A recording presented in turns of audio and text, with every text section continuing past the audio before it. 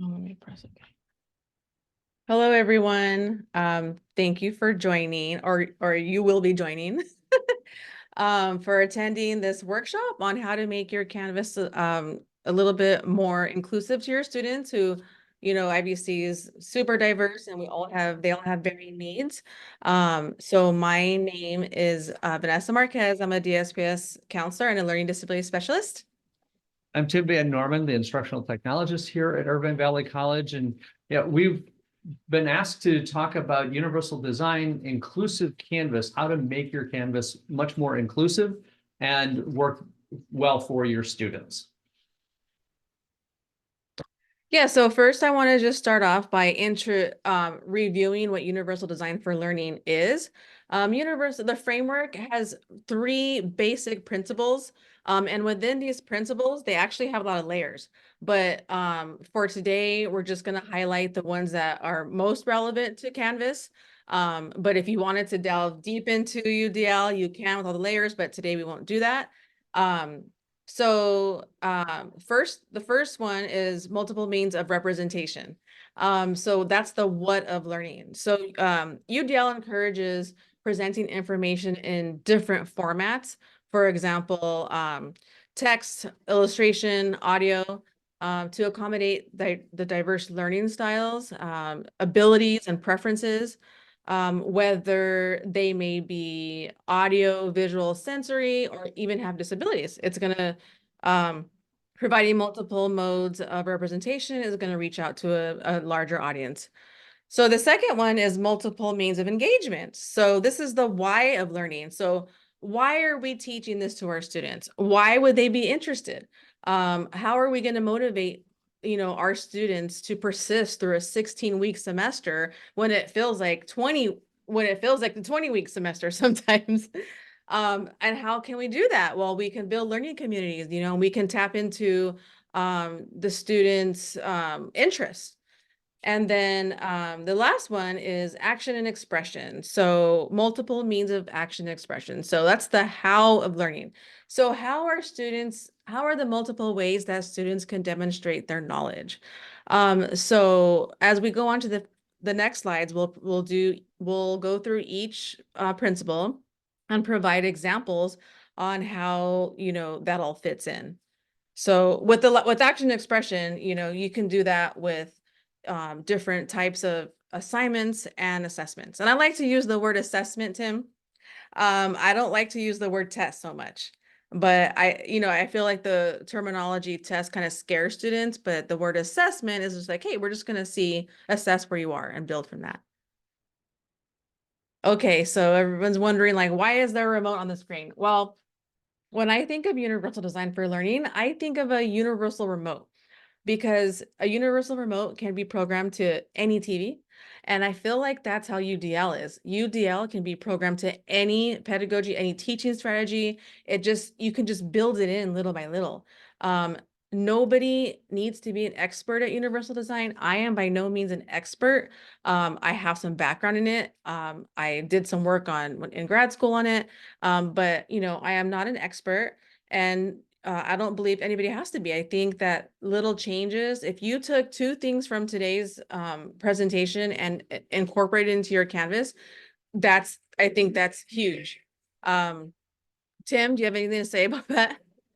No, I think that's exactly right, is take a little bit from this, but there's going to be a lot of different things that we bring up in the hopes that we spark some of that interest. And a lot of what we're trying to do is explain thought process rather than step by step you must do. Right. And by the way, we just did an example of representation by explaining the three principles and then providing an illustration about how an analogy too, and so that you'll remember it. So maybe, later down the road, you're like universal design, it's like a universal remote. It can be programmed to anything, and I don't have to make these huge, huge changes for my course. I can do a little bit at a time, baby steps, and then within time, you're gonna have a whole accessible class. So why does it matter? And who does it help? UDL makes learning easier for basically everyone. Now, when we say everyone, there are people who would prefer something a different way that you might not be able to accomplish. Because there is no way of making everything available to 100 different ways. Okay. So we're not asking you to do that. Please don't hear us say that or anything like that. But think about yourself. Do you learn the same way you used to? When you were a college student, when you were a high school student, when you 3 weeks ago, when you were sitting in a lecture or something like that, are you learning the same way now as you used to? I know for me, I just graduated from grad school, and Congrats. thank you. And that was done online. When I was in college, there was no online. So already that's a world of difference. I was able to watch videos. When I was in college, the videos were projected on a screen for us to watch. There was just a huge difference, and we weren't able to do the same things that we can do now. I was able to interact with my professors in a different way. All kinds of things changed just over time. And then I also think about my kids. So as many of you have heard, I've got 3 kids. My youngest 2, I use as examples all the time for them. But They'll never know. well, they do know, but because I've told them. But my daughter, for instance, loves to read. And so give her something in a written form, and she'll watch video too, but even her videos have captions on them. So she loves that reading and seeing the text and stuff like that. My youngest, my son, hates to read. He will do everything he can to not read. He will watch a video 2 or 3 times to learn rather than having to read. And so they're 2.5 years apart. So it's not like we taught them differently and, oh, we're going to make you do this or that. They both have attention deficit disorder. So it's not even that, because I know a lot of people think, oh, that must be, they're very similar in so many ways and completely opposite in a lot of ways of learning. And so think about that in a family, 2 kids, 2 completely different methods of learning. Now you have a class of 30 students. How does that present? And Vanessa, what about you? How do you learn, and what have you learned about different methods of learning? Tim, I love it. I feel like we're in a podcast. This is cool. So before I talk about a little bit about my experience in college, I want to say something that is really funny. So Game of Thrones. So I did not understand most of Game of Thrones until I put on the captioning. So once I put on the captioning from Game of Thrones, I was able to comprehend and understand and follow. They have strong accents. Professors have strong accents. Students have strong accents. And I tell everybody, I'm like, if you're gonna watch Game of Thrones, please put on the captioning, because it really helped me understand and follow. So I thought that was a really funny thing. And then in college, the only thing I remember from college is having a large textbook, sitting in a long lecture, and taking a long test. And maybe some writing, maybe some papers that were due. I knew that I had to go home and turn that into something else. I had this one test. It was in person in front of the whole class. How terrifying is that? We had to pick beads of muscles, and those we had to perform the movement on the subject, and we had to say where the roots, the nerve root ending and where it began and how the muscle moves and all that. So it's my turn to pick the beads, and I pick all fingers and toes. And that's like a disaster. Like everyone is so scared of the fingers and toes because those were the hardest. But I did so well. I got a 97%. I think it was the best in the class because I wrote all over my body. So I put in my fingers, I had C7 goes to, I don't know, L. I don't remember at this point, but I had to draw everything out. In college, I had to draw everything out. I had to teach it to people. I had to pretend I was instructor, role reversal. And lo and behold, years later, when I go to school for this, it's a thing. And I did that innately. Like I just knew that's what I had to do to learn, but I had to do that on my own. No one told me, no one helped me. And today I want to help guide people and help, situations like that. So like me. So anyway, that was my experience. I had to do it all myself. No one told me anything. But I was able to succeed, but it was difficult. So let's give you a little example. So think about how a hand pump works. Now, I saw this. This is an example that I saw a couple years ago at a presentation. And for my first 50 years of life, I didn't understand nearly as well how a hand pump works because this is what I saw. And to me, this is useful. I get it. The lever goes, it's pressed down, certain things happen. The lever goes up, other things happen. It gets down, each thing that happens. I couldn't follow it. I could mentally in theory, but I didn't understand it until somebody showed me this picture. Now with the text and the lever going up and down, all of a sudden this picture makes it so that you can understand how water comes out of a well. Now, for me, and Vanessa, you and I were talking before, you agreed that for you as well, it does require both. Just this picture isn't nearly as good as the combination of the Yeah, two. I would need the combination. I would want to read it through and then look at the picture. I probably have to go back to read it through. Yeah. And this is a perfect example of representation again. And this is it's an expository text, factual information, comparing it to an illustration or some sort of digital graphic. So this is a really good example. I had a student the other day who came to me, and right before the test, the professor posted on Canvas a video of this difficult math problem that a lot of students are having problems with.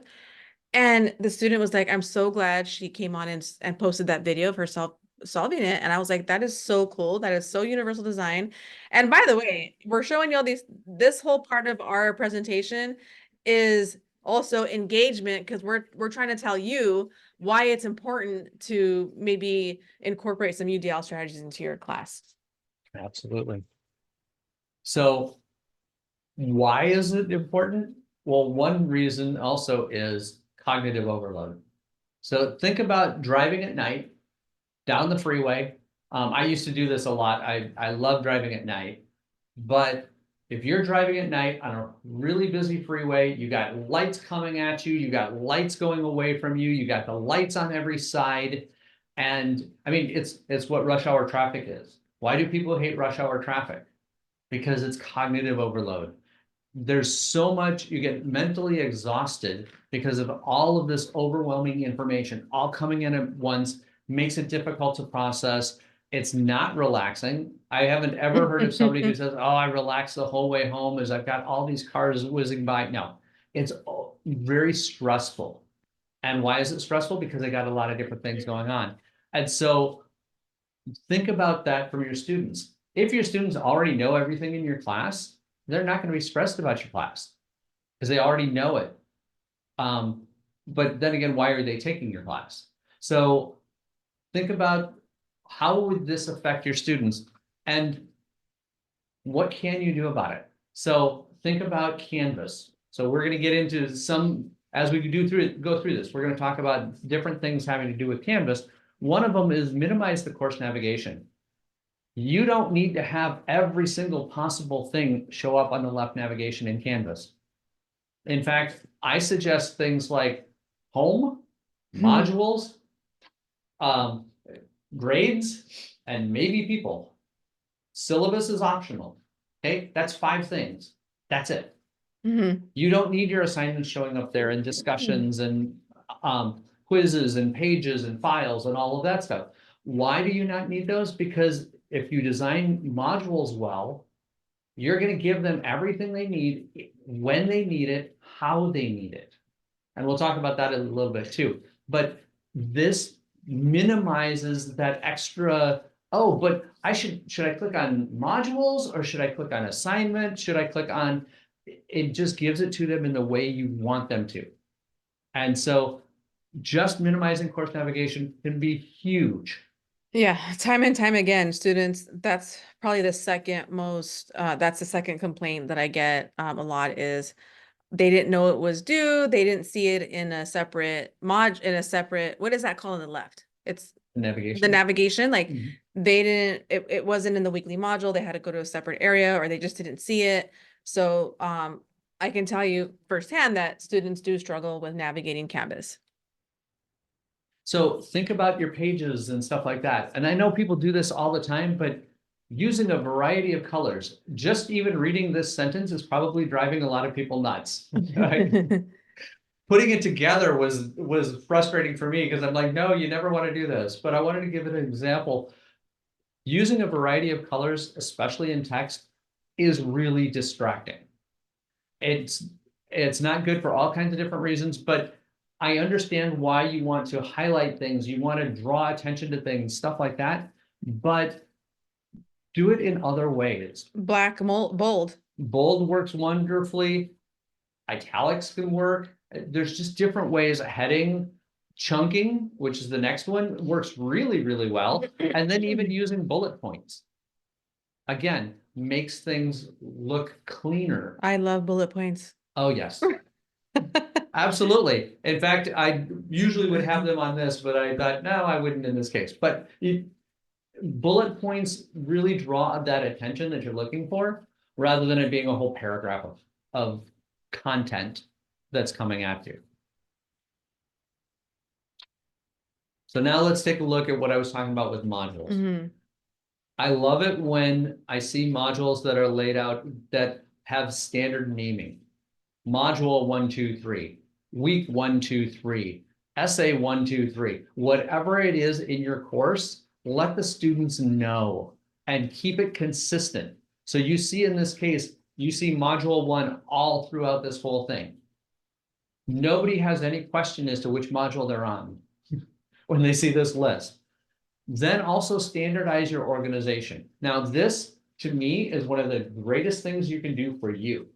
Okay, I'm going to be really selfish as I say this. For me, when I'm designing a class, I know that somebody's going to ask me, where is the quiz for module 3? All right. If I know in every one of my classes, in every module, the quiz is the very last item in there, I don't even have to think. And by the way, the chances of somebody asking me that is 0, because they know that the bottom item in every single module is a quiz. So they know that that's the case. It makes it really easy for them. So it goes back and forth, and it really allows you to do better and to make your life easier as well. So also think about things like headings. You see in this that the module 1 resources, module 1 discussion, module 1 quiz, those are all labeled. So now if somebody's looking at it, you don't have to know what all of these things are. You know that these are resources. You know that this next thing is a discussion. You know that the quiz is right after that. It's just natural. You see that heading and you know what it is. That really helps the person who's reading it, who's going through everything, just grasp where you are and how you organized your modules and your course. And that's it, again, de-stresses. It makes it so that with the consistency, it's just everybody gets it. And if you make a mistake, the student will know that it was a mistake. Yes.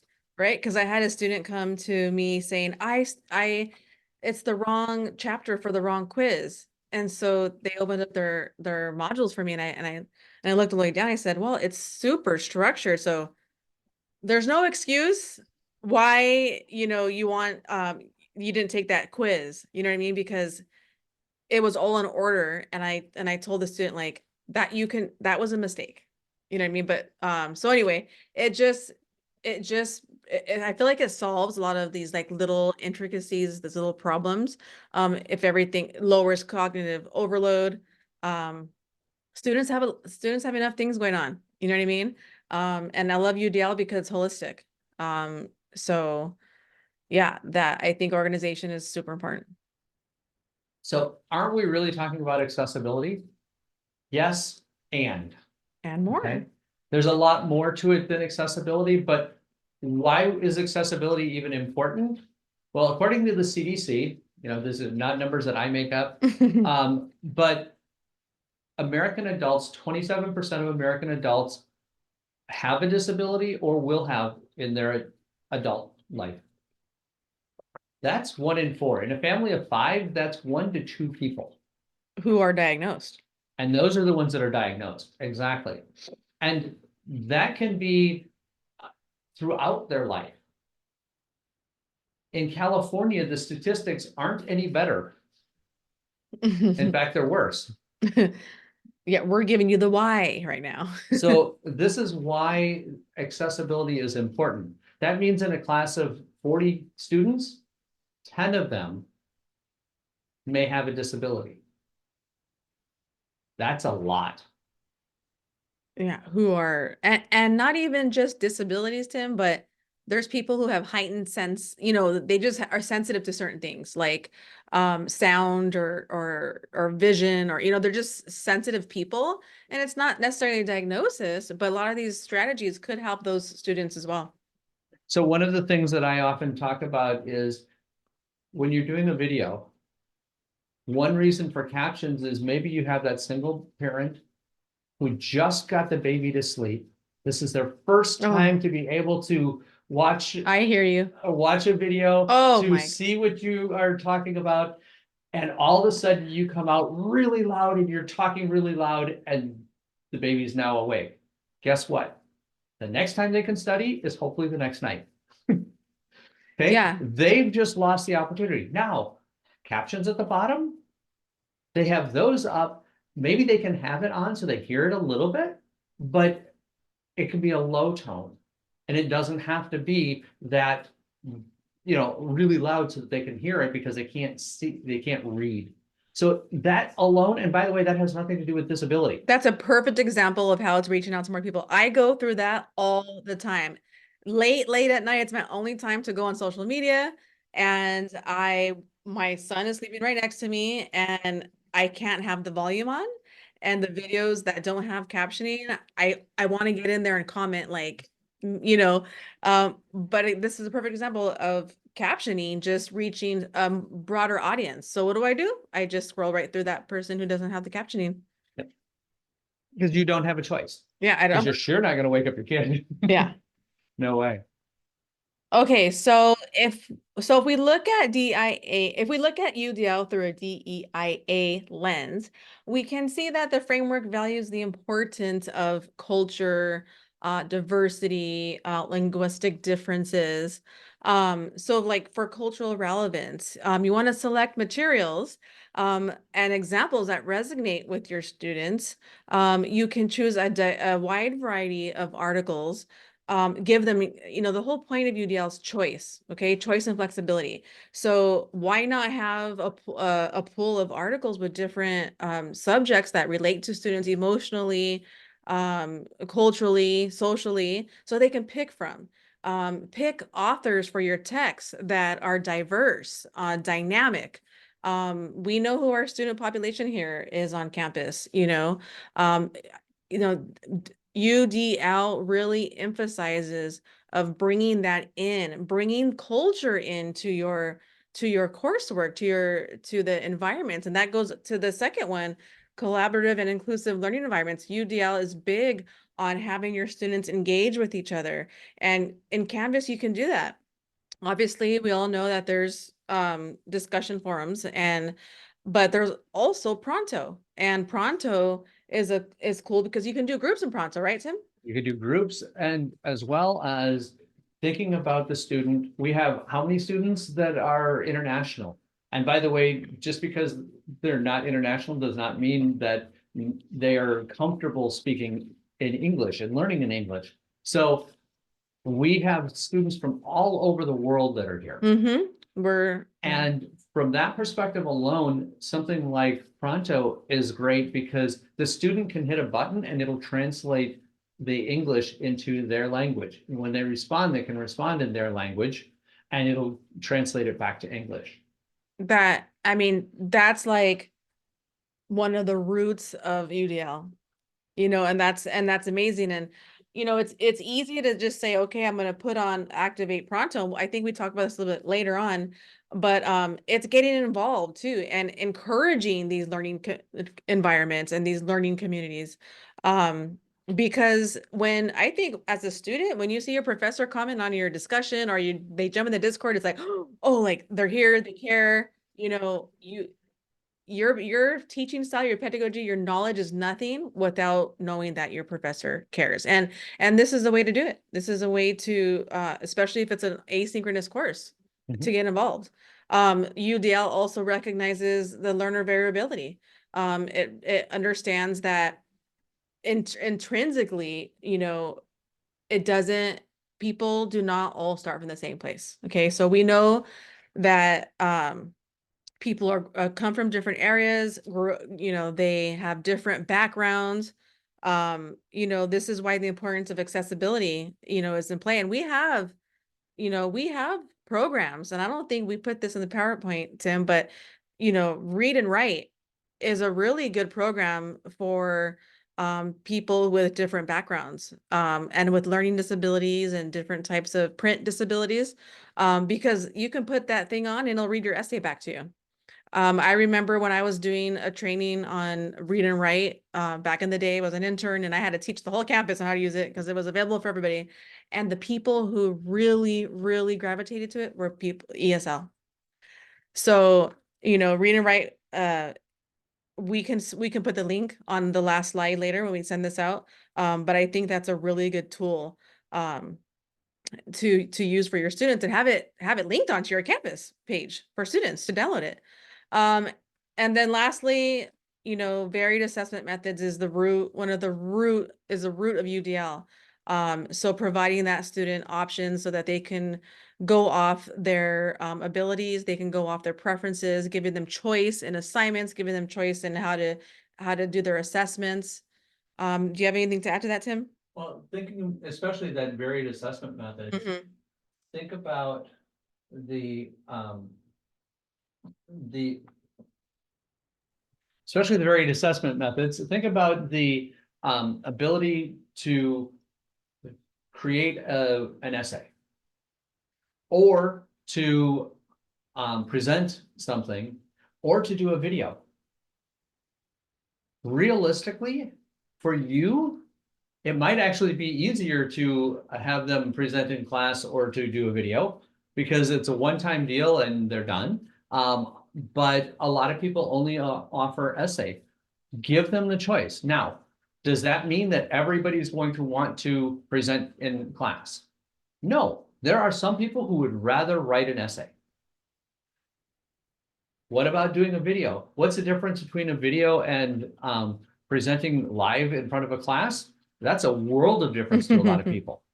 Okay. A lot of people would rather record a video of themselves because now they don't have to worry about it. They can edit it. They can record it multiple times, all of that. They would much rather do that than stand in front of a class for 5 minutes or 10 minutes and have all of these people staring back at them. All right. Now, other people like me, I would rather be in front of the class and present, but that's my perspective. I'd rather see that interaction with people, but that's me. Because I can build off of that. I can build off of that. And that's why I appreciate you being here, is because you can go back and forth and engage and interact. Yes. And so that's where that varied assessment methods can come in. For all cultures. Really nice. And languages, cultures, whatever that is, think about your class. Is there a way that you can get the material that the students can show you they understand the material differently than just a 100-point multiple choice question at the end of the class, at the end of the course? Maybe there is. So how does Canvas fit in? So again, we see the three basic principles: representation, engagement, action, expression. And so now we already kind of showed you the why. So why is all this important? You know, because, you know, it's cultural relevance, it's reaching out to more students, you know, with varied abilities and preferences and disabilities. So let's now we're going to go into the slides, to the principles. So the first principle, and Tim and I get excited about it, so we kind of talked a lot about this stuff already, but multiple modes of representation is presenting information in different ways. So obviously the standard is lecture and a book, right? So let's make this UDL. Let's make your course UDL by a simple step, posting your lecture notes on Canvas, right? You can do that several ways, right, Tim? Otter, you can do that with Otter. You can, are you going to go through this a little bit later with like how they can set up? So basically for Otter, contact IT and we can get you an Otter account if that's what you need. But there's lots of different ways to be descriptive, get students Oh, yeah. audio recording, to get that information to the students from just a simple lecture that you're Yeah. used to doing anyway. And because you're going to post this, and because we want you to post your lectures onto Canvas, you need to be really descriptive, or try and be, I don't want to say you need to do anything. This this is all just, things that you can choose what you want to take from this. But when you are descriptive when you're writing the board, people who are recording with audio recording, they could understand it when they get home, right? Because if it's a lot of writing on the board or anything like that, we're not being descriptive, the students, there's no point in recording the lecture. And especially if you're going to post it on Canvas, and you can even it doesn't have to be Otter. You can select a student that wants to do notes, and that takes really good notes, give them extra credit, whatever, and post their notes on Canvas. Just so that other students can see their perspective of the class. It's just more tools. Multimedia is a great way to increase representation. Just making sure that you link whatever text and accompanying illustration is. If you have an illustration, I say what that is, right? An explicit link is basically, you don't have to let the student try to figure out on their own. Okay, just explain what that is. That's really going to help culturally as well. And charts, diagrams, symbols, illustrations, interactive graphics, videos. I mean, even if you're doing a lecture and you're talking about a point that has talking about a theory that has 3 points to it, draw a triangle next to it. That student will remember the triangle. They'll remember that that part has the 3 points to it. Students sometimes, I do learning disability assessment, and a lot of students, do better with shapes and patterns. So my students who are they're perceptual learners, I teach them how to use shapes to their benefit. So if professors just knew to give them triggers, so I call them triggers. So if you drew like just a basic triangle, because that thing has 3 points, the student could go home with that triangle and put an acronym next to it, on all 3 points, and that's just going to trigger them. That doesn't mean that they're shortcutting anything. That just means that's going to trigger their long-term memory, and they're going to be able to recall it. So just representing your material in different ways is really gonna, again, and we're gonna hone this in. It's gonna reach out to a larger audience. Absolutely. And remember, when you're doing lectures, when you're doing multimedia, you have a Zoom account. You don't have to, you can record your lecture on Zoom and not let any of the students get into that. So you can literally record Oh yeah, Zoom your is live lecture on Zoom. Everybody has a Zoom account. Just look at simple things. If you're used to using a tool, is there a way that that can be used in another way? Don't have to add new things. Don't have to create some fancy way of doing something. Universal remote. Think about that universal remote. Absolutely. There's so many different things that we can do. And by the way, you have resources as well in people who, hey, I would like to record my lecture, but I don't know how. Oh, we'll walk you through how to use Zoom in your classroom, and all it does is record your lecture. Students don't even have to know that it's on. Yeah, and I understand how there may be some apprehension because, well, students will never come to class. Well, there's incentives to bring them to class. And with the HyFlex, the professors who are doing HyFlex, where the student has an option to come to campus or to be in Zoom, they're finding that it's 50-50 all the time. It's not like everyone eventually gravitates to Zoom. It's persistent through the whole semester that students will do both. Well, And it's convenient at certain times and then not.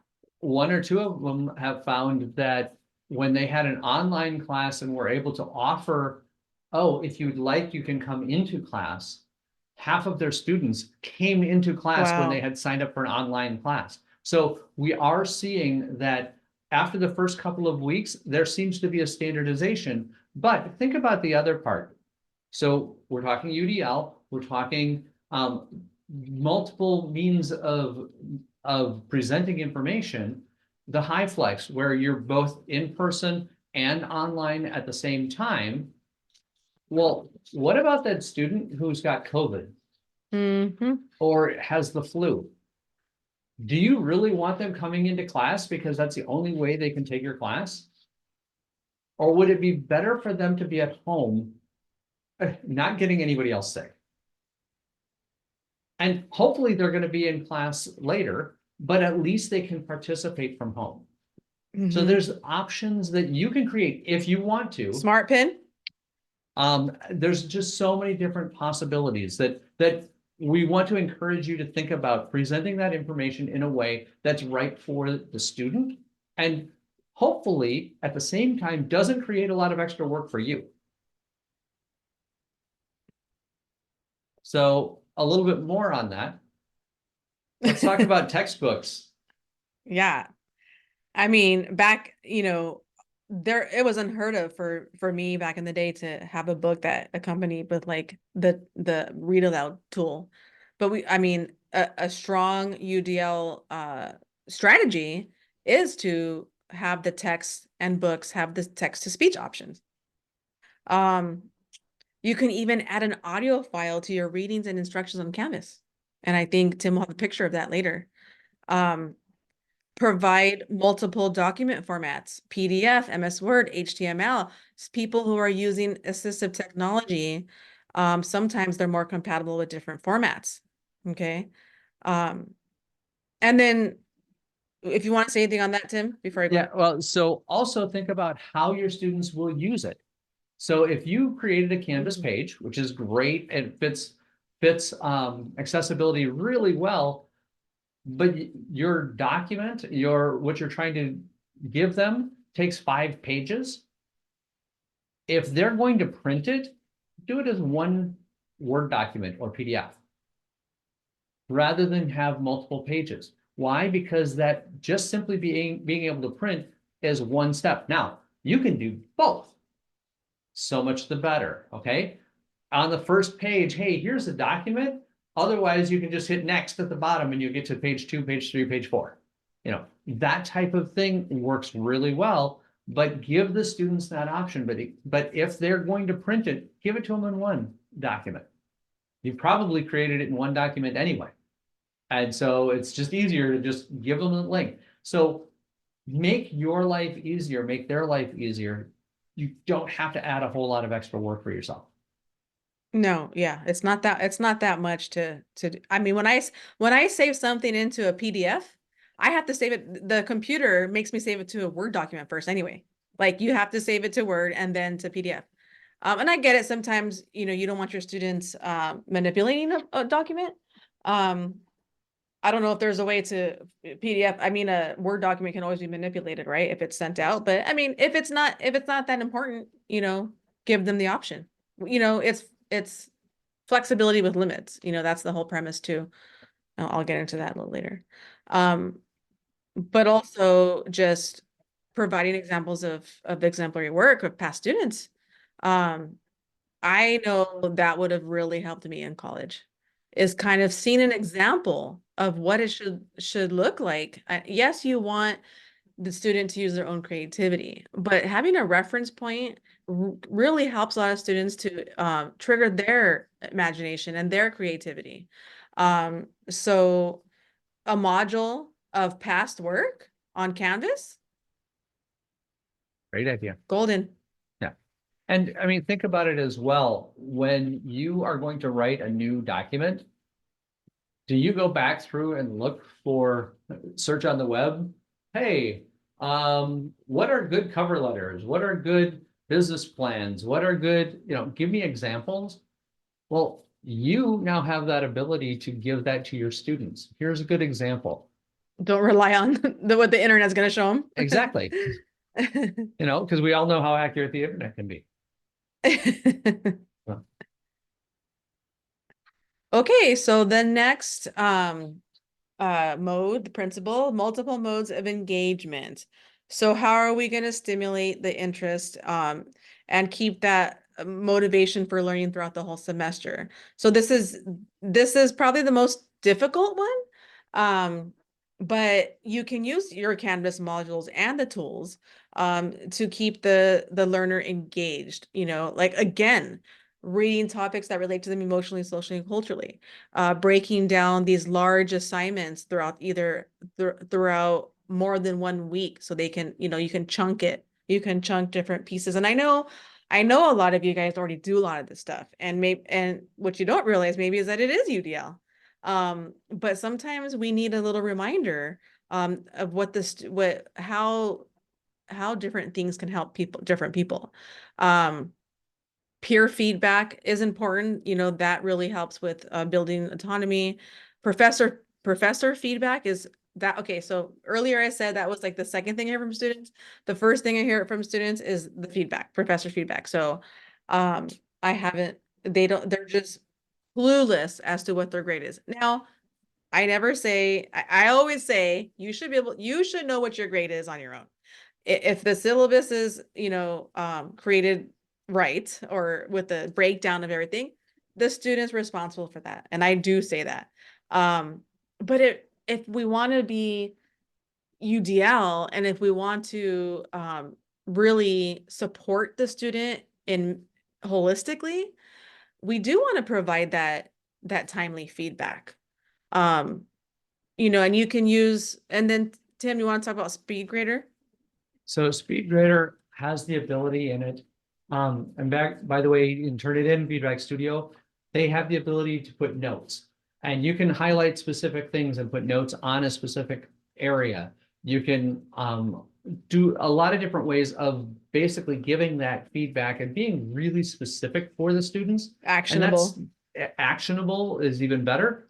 So the more you can give them that feedback that's useful and actionable, the better off they can be and the more likely they can be to get you what you need and what they need to succeed. Because it's about you communicating with them on the specific item that they're presenting to you. Yes. And then please, it's so helpful to students if they can receive their PowerPoint slides in advance, at least 2 days in advance. Students need time to process. Okay. Some students who need time to process know this, and there's a lot of times, surprisingly, are ahead of the game. They have to start early. So they're already looking for next. They want to know what's coming up on the next lecture so they can prepare and process. So posting a simple tool as posting PowerPoint slides in advance is, I think, a strong UDL strategy. And then opening your modules early. Tim, this was a cool idea that the Monday through Friday. You want to talk a little about that? So I know that there's at least one professor who opens up at his modules basically and his assignments and quizzes and everything, but sets it to where the work is available on Friday through the weekend, through the next week, and then it's due the following Monday. 2 weekends. So they get 2 weekends. So theoretically, the student could take every other weekend off. Now they'd be really busy the other weekend of their class, but it allowed the student, I like to call it, it allows the student to be the adult. They can come in and they can figure out what is right for them. They don't have to, every weekend I have to do this same thing. I have to take this class, but they can. And opening that up, thinking about when you really need to have the information what does that mean? Can they have it early? Can, what is right for your class is important. Some classes, you must go through things in a specific order. So in Canvas, for instance, there's a way of saying they must have completed module 1 before they can open module 2. That's a good thing too. We don't want you to necessarily have every module open at the first day of class. So there's a balance that we're talking about. Flexibility with limits. But it's exactly, I love that, flexibility with limits. So thinking about that, and by the way, that also can mean your due date. Maybe you have your due date be midnight Sunday night, like everybody else on the West Coast of the United States, which I don't recommend, but maybe you allow them to be late until noon on Monday. Why would that be the case? Because you're probably not going to grade their work until noon on Monday anyway. Or 8 o'clock in the morning on Monday, whatever time before you're going to grade. But there are some students who wait until the last minute, and they mentally, if you give them until noon on Monday, they feel like they don't have time to complete the work. So just think about what would work well for you and your students, and offer that to them in a way that works for both of you, not just for one, or not just because somebody said, oh, you have to be flexible with your due dates. Maybe flexibility isn't as flexible as everybody else might think. Yeah, I stole that from my son's school. He's in a Montessori school. So it's called freedom with limits, because they are allowed to have a lot of freedom, but they still can't pass certain areas. Like they can't go on the street. But because that was hard for me to grasp at first. The freedom of limits, but I do a lot of analogies in my head. I help students constantly with analogies and how to do that. So flexibility with limits. Sometimes if we don't have any limits, it's really difficult for the student who needs the structure. So I think this is the Friday through Monday is like a happy medium. So now let's take a look at Canvas. So how can you do some of these things that we were talking about? The course start and end date. As we're going into summer or fall or spring, if you want students to be able to access your course early, you have to publish it, but you also have to allow them in, and that's where the course start date, you can open up that course start date early. Okay, in this case, for a summer class, the course they were available April 22nd. This faculty member allowed students to see what's going on in their class.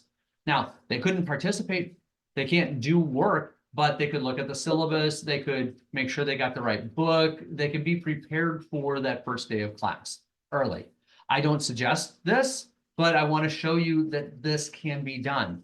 But same thing can happen at the end of the class. So granted, you have a date by which you must submit grades, but every year we get calls from students saying, hey, what did I get for my final grade in the class? And we tell them they just got to wait until it's showing up in my site. You could, if you choose to use Canvas for grading and you put the final grade in Canvas, you could have the end date be such that they can actually see that. And you get to see, you have posted that same thing in my site. Now, understand, make sure you have until dates in every assignment, in every discussion, in every quiz, because if you don't, students will try to submit after the end of the class. That's a statement, that's not a question. So make sure you do put until dates in, otherwise they will try to keep on going, but at least that can give them the opportunity to see their final grade later. And so think about those types of things. So course start and end dates. Modules. You can set up your modules early, publish your modules, and then lock them until the date that you've got the class or something like that. So for me, when I was teaching, I used this, and every morning at midnight, for the day of the class, I released the module for that week. So did they go into it before class? Actually, I did have some students go in and look at that module before class. But that allowed them, and they knew it was happening. And trust me, I was not getting up at midnight to hit publish or something like that. It was scheduled ahead of time. By that lock until, boom, it shows up. Also, I mentioned earlier, you can say, don't open project, the second step until the third one, or until the first one is done. So module 1 is completed. Now you can get to module 2, and it has to cross this date. Module 3, module 4, etc. So you can actually walk your students through the class by saying what is prerequisite for opening the module. When you do that, you have to say, what does it mean to have completed the module? Maybe it's pass a quiz. Maybe it's even just open a page. Maybe it's submit something to a discussion. Whatever that is, you can specify that in the requirements. And so then the next module can refer to that and say, oh, when this particular module is done, that's the next one I'm going to do. Yeah. We don't want to like surprise students. And that's the beauty of it. It literally, Canvas will tell them this is open at this time. The next one is assignment dates. I like to have the due date, and then the until date can be exactly the same time. You don't accept late work. You can have it be off by 12 hours. So like I had said, maybe it's due at midnight on Sunday night, but you give them until noon on Monday. Because the reality is it's probably not going to affect you, but it could be the world of difference for the student. For the student who's at the last minute, they're trying to get it in, and all of a sudden they're 5 minutes late. In this case, they're 5 minutes late, they're done. In that case, oh, not a big deal. Okay, so what makes sense? Give them, that can be the difference in the flexibility. Now, that does not mean that you have the until date be the end of the class necessarily. Some people do, okay? I'm not telling you to. I'm giving you some ideas and options. But you said something about earlier about tech support. So also think about tech support. All right. As I said before, everybody else in the Western United States has everything due on Sunday at midnight. So if they have a problem at 11:59 p.m., they and a million other students are going to have problems. We're not available here in tech support. I'm guessing you're probably not available for them to get a hold of you and say, hey, this didn't work for me. Technical difficulties are on the top 5. Yes. So now if you've allowed them that extra time, barriers, it lets them still submit, and it depends on a lot of different factors. Okay. So this is not a hard and fast rule, but understand that think about when things are due and what makes sense. And what can be beneficial to your students and what would be harmful to you. If you are naturally getting up at 7 o'clock in the morning on Monday morning and you're grading papers, you'd really like them to be submitted before that. Maybe it's due at 6 o'clock in the morning on Monday morning. Okay, whatever makes sense for you and your process, not do it this way because that's the way everybody else has done it. Yeah, UDL really makes you think outside the box. So continue with multiple modes of engagement. Remember, sustaining motivation. And another key aspect to sustain motivation is communicating with your students. Okay, not dropping off mid-semester. You're their cheerleader. You'll be so. I mean, I hear students all the time how much they really love their instructors and they don't want to disappoint them. They value you. So by you coming in and putting in a personal reminder, you can even set them ahead of time, right? They announce for your set announcements and reminders. Of course, we already spoke about timely and actionable feedback is super key. Interaction through discussions and pronto. That's all engagement. And then student hours. You always want to remind them to come see you online or in person, and then have fun with your class, and check in. How are you doing? I had this one student tell me that their professor, when they were taking roll, when they called out their name, they had to say how they're feeling 1 through 10. Are you a 2 today? Are you a 9? Are you know, what are you feeling? And that one student who told me, she's just like, I just thought that was so caring of him, to just see. He's like, okay, now I know how the class is going to go today. You know what I mean? And maybe he made some adjustments because everybody was on the 5 or under. Maybe he ended class a little bit early, or maybe he gave more breaks. But checking in with your students, I can't push that enough. And to have fun. I tell students all the time, you are not going to learn if you're not having fun, if you're not enjoying the learning process. So let's slow down, let's communicate. And I think that the students would really, really appreciate 16 weeks of professor interaction. Absolutely. And stepping back to the student hours, you can do online and in person at the same time. Mm. Mhm. You don't have to do one or the other.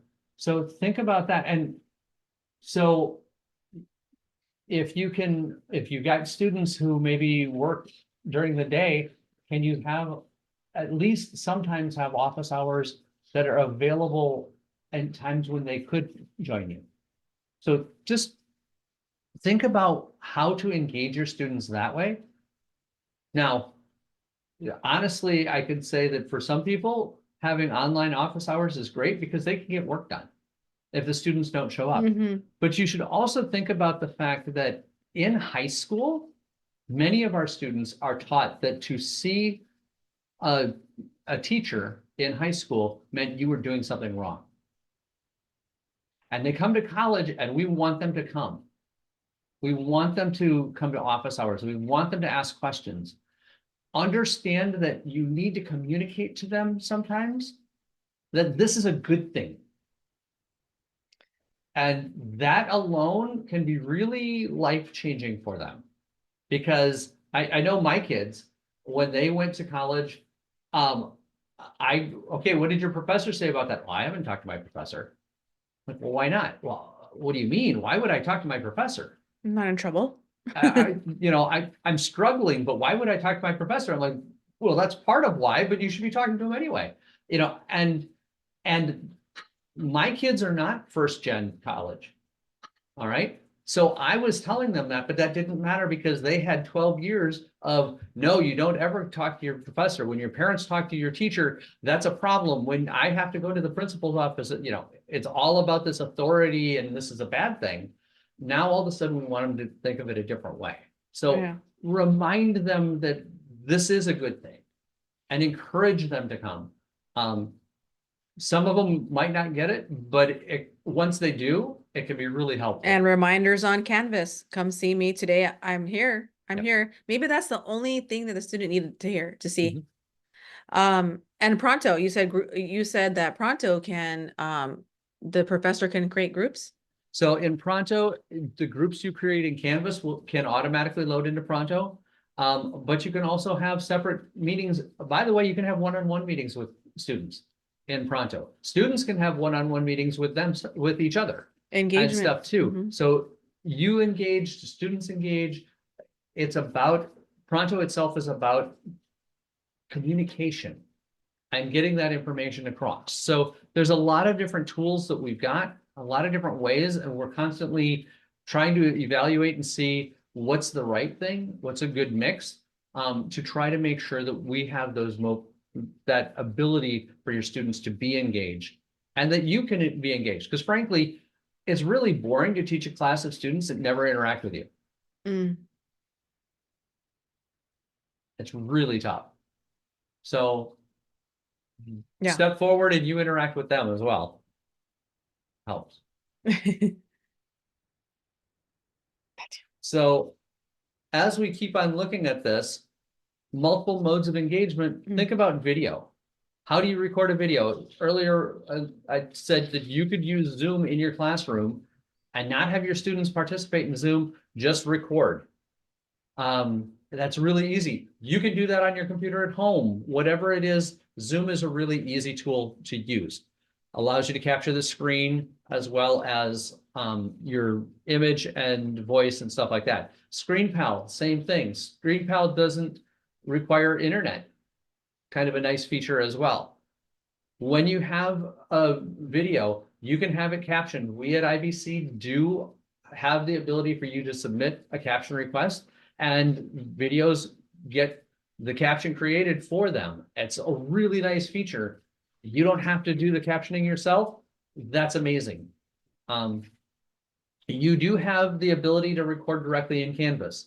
Now, notice it says here issues. I wanted to remember to say the problem with the Canvas recordings is that that in Canvas, we don't have a good ability to caption those recordings.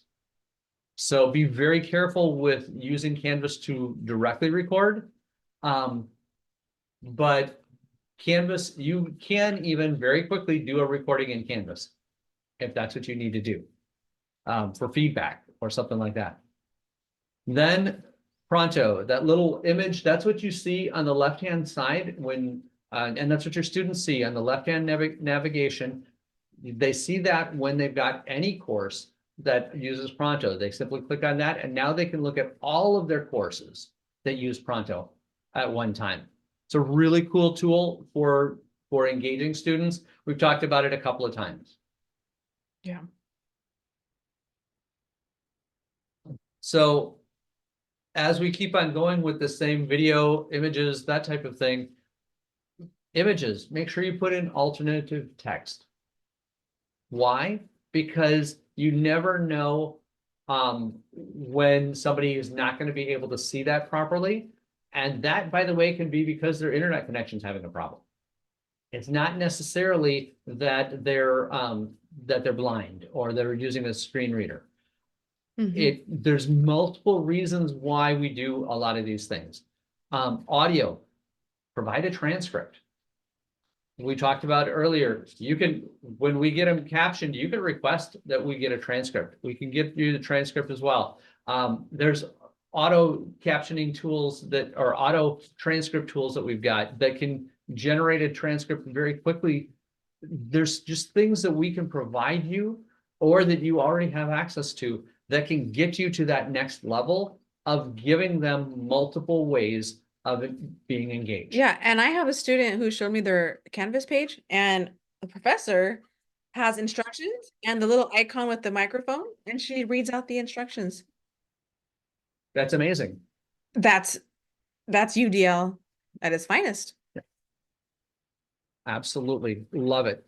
So we also have the text that you put on the screen. Think about that as a form of engagement. Yeah. So we're talking images, audio, text, discussions, getting that feedback from the students, those types of things all together can be on one page or one segment. You can engage your students in one area at a time without creating a whole lot of extra work for you or anything. So the next principle and the last principle is multiple modes of action and expression. So again, differentiating ways that students can express their knowledge. So this is probably the most sensitive topic, right? Because it gets, I actually listen to a podcast called Think UDL, and man, it gets heated. I love it. And they have so many ideas and so many unique things that they incorporate in their classes. But of course, there's always, we want to make sure we have some situations where it's authentic assessment, right? You're assessing their knowledge of real world situations and scenarios or problems. I know we already all do that already, but sometimes we just need like a reminder. And if these authentic assessments can grow over time through the different parts of the course, if they could, with multiple submissions and milestones, that the student could even to build add on top of that, you want to build more autonomy, that the student wants to gain some of that, they can write their own milestones, on goals. That's definitely, I think that's on a reflection slide. Using an AI as a tool, Tim, you tell them your idea. I think that was really cool. So as you look at authentically assessing your students, how are they going to use AI in the future? Try to get them to do that now, but also teach them about this new tool. And so sometimes what I know some people are interested in is give them an assignment and maybe the whole thing is an essay of some kind. The end goal is an essay, but have the very first step of that essay be that they write a prompt and put it in Chat GPT. ChatGPT or any of them, okay? Once they do that, then paste the results into the first assignment. So if you would, and I would never suggest you do it, if you would take that and put it into an AI checker, it likely is going to come up 100% AI. Well, that's the whole purpose of this, is you want them to. Now the next step is have them critically evaluate that that post and that response. And as they go through and they learn, they can then turn this into a useful essay that has their information in it. Yes, it might have a high level of AI, but you can see as they've progressed through how they have turned that into really their own essay. And it's the critical thinking that we're trying to teach them and stuff anyway. So it just gives that extra ability to use this new tool.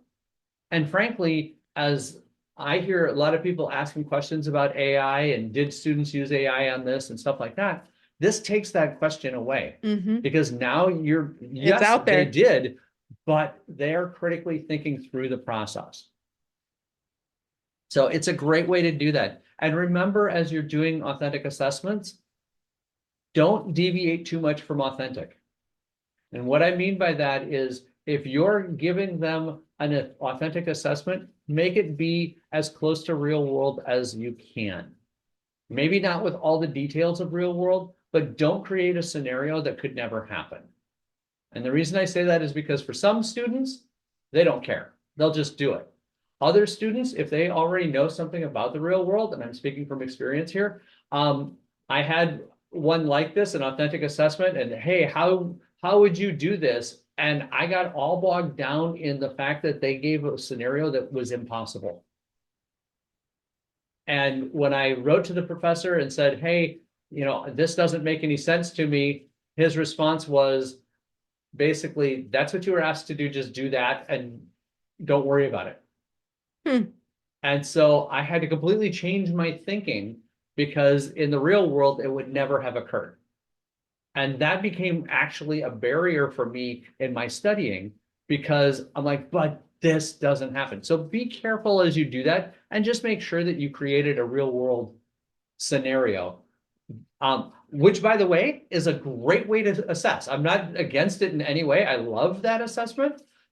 Just look at that next step and make sure that it's real world. Well, and depending on what the class is, I mean, there's a whole bunch of different, topics here or classes, but some students might prefer coming up with something completely unreal. And if it meets the guidelines, you know what I mean, of what that they're supposed to learn from that, I mean, That's the key. It's also an option, Yep. to deviate way the complete opposite, nothing that's ambiguous or in the middle, or the student can't tell real world versus fiction, you know what I mean? But options again, Absolutely. goes back to options. Absolutely. So these are just examples of how you can give a student different options to measure their knowledge. So like you can always offer so you want to offer choice and for high stakes assessment, at least one. So if you have 4 exams throughout your semester, at least one of them, let the student choose the format. I would say let them choose the format for all 4 of them. But you can start slow and you can combine these and you can chunk these. Maybe you can say pick 2, pick 2 of these to submit.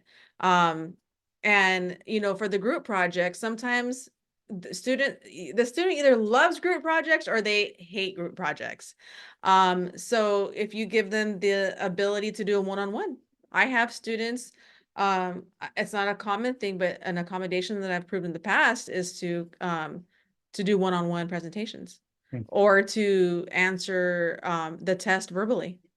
So these are, I'm not going to go over each one by one, but these are just different ways that we can assess their knowledge. A portfolio, how cool is that to see how they progress throughout the semester from their first submission to their last submission so they can see their growth. So yeah, this to me, multiple modes of action and expression, like at this point, we have to really focus on what we want to get out of the students, right? And when you give them choice and you give them flexibility, it really allows them to use their strengths and to capitalize on that. And even students who are have all our students who have different cultural backgrounds and languages and stuff, this could really help that. I mean, like a student, an international student, they do really well in writing one courses, because I feel like maybe like technical, learning the language technically is a little bit different from speaking it out loud. So that person may prefer to do a final paper, multiple choice and a short answer, versus having to stand them in front of class and do a presentation. And then there's those people who are super outgoing, you know, and they would have fun with that, would have fun with the group project. So these are just ideas, for action and expression. So as we look at this, there's a lot of things that we talk about, the flexibility with limits, so flexible grading. So as you were talking about it, maybe you have 3 midterms and a final. What you can do in Canvas is you can actually drop the lowest of the midterms and never drop the finals. You could also, and you can have Canvas do that automatically. It's a beautiful feature, because it will identify what that was and it drops it by percent, not by points. So that student maybe has a different grade point wise than other students, but that lowest grade gets dropped. And it can be a really neat way of leveling it off and helping the student who doesn't succeed every single time. They live and breathe by this kind of stuff. Exactly. I love the concept of 1-point assignments. Okay, did they actually do the work? If they did the work, it's a check mark. They completed I've seen that. If they didn't do the work, then it's a dash. They didn't. But it doesn't affect their final grade per se, but it helps them as they're looking through it and they see in their grades, yes, yes, yes, yes, no. Oh, wait a minute. Okay, now they can go through and see how they're progressing. Offering extra credit, again, option, but it could be a really nice feature. Option. Checking that due versus the until dates, separating them, having them be the same, whatever's appropriate for you and for your class.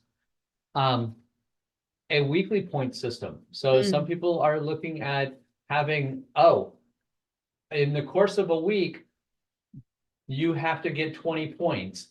One paper is, an essay is worth 20 points, 5 points per this, attendance is worth a point, whatever that is. Yeah. And each week they need to get a certain number of points. Yes. That I thought I got that from the Think UDL podcast, where this professor, I think it was like 100 points a week, and they provided different assignments that were worth that weighed different points, and the student just had to add it all together, and the professor worked it out to where, like, no matter which way that would whatever they picked or whatever they chose, it would perform the outcome, the learning outcome of that weekly, that for that week.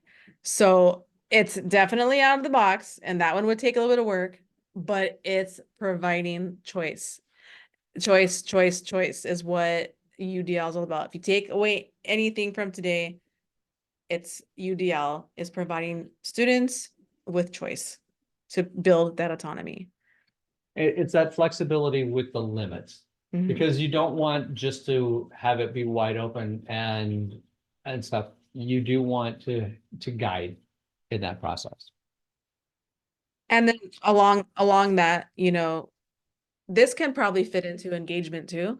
But reflection modules to have its own module either every week, to either journal so that they can set their own goals. Surveys, maybe you need some feedback, maybe you want anonymous feedback so the student can give you real honest feedback on your course, you know. Um, I just think that this is one thing that is left out a lot. Um, this is part of checking in too, and this could be extra credit, but journaling really helps the student reflect and process. And if they can get some points for it, I mean, that would be great. But yeah, so that I think reflection modules are key. This can go into under engagement as well, I think. But UDL relies heavily on building student autonomy, having the student involved in the class as much as possible, even the development of it. So feedback and surveys can help with that, can help with the future, maybe toward the end of the class or for future classes.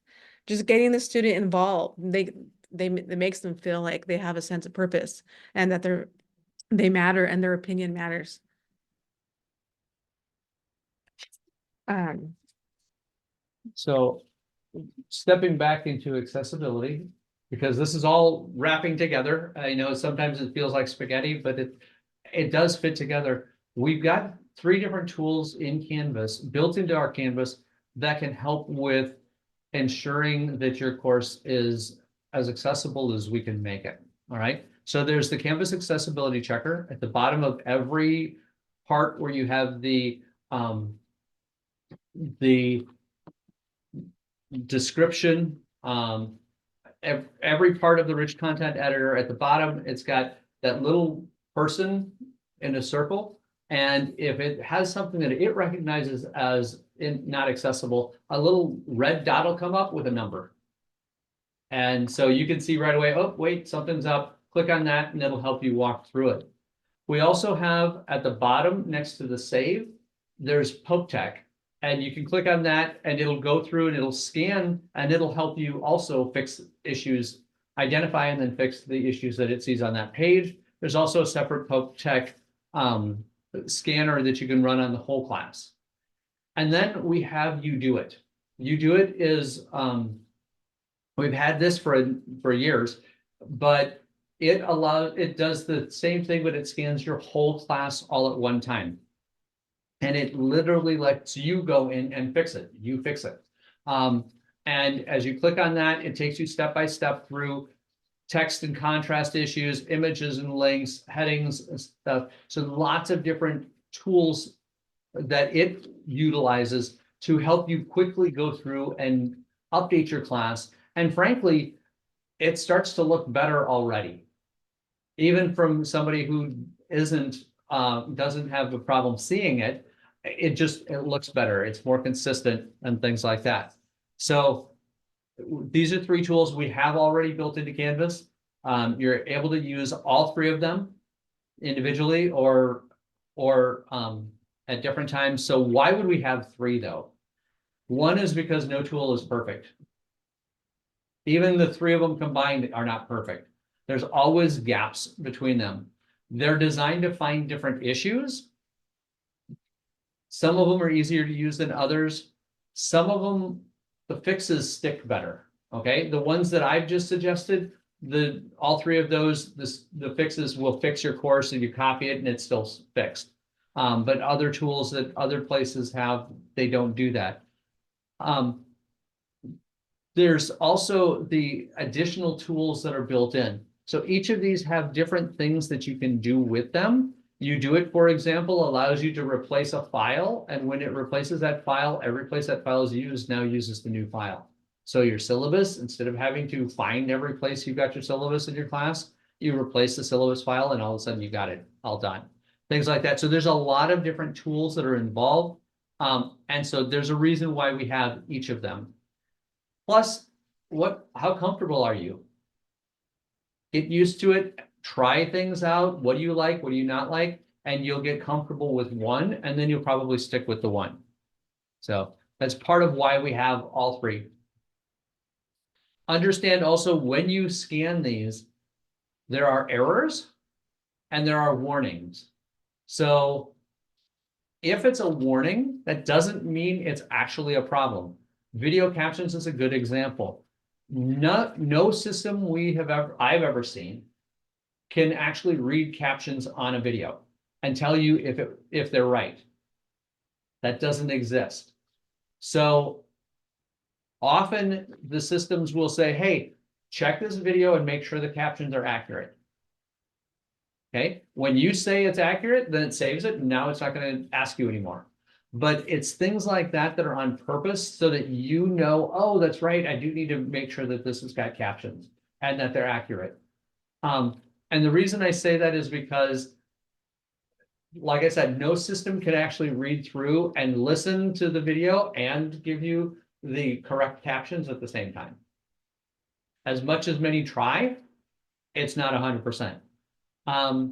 Often certain text and background color combinations don't come through properly on these. And so a lot of times they'll say, hey, take a look at this. Maybe it's not something you want. So there's the warnings, there's alt text missing, text to background contrast. Those are really big warnings, errors that you get all the time. So do pay attention to those. And again, each of these systems will give a little different way, but all three of them have the same concept there. And just so you know what an alt text is, it's someone who's needs to use the keyboard or mouse to navigate, and they can't see what the picture is. It'll speak it out loud. Absolutely. Like two people playing in the park. So thank you for attending or listening to us. We appreciate your time and appreciate this ability and opportunity to talk to you. If you have any questions, feel free to reach out to any one of us. We'll post, when we post this, we can put the links to Read and Write. I'll even the link to CAST, the UDL, the main website. CAST stands for Center for Applied Sciences, right? So yes, thank you if you have watched this. Let us know if you want more. Ooh.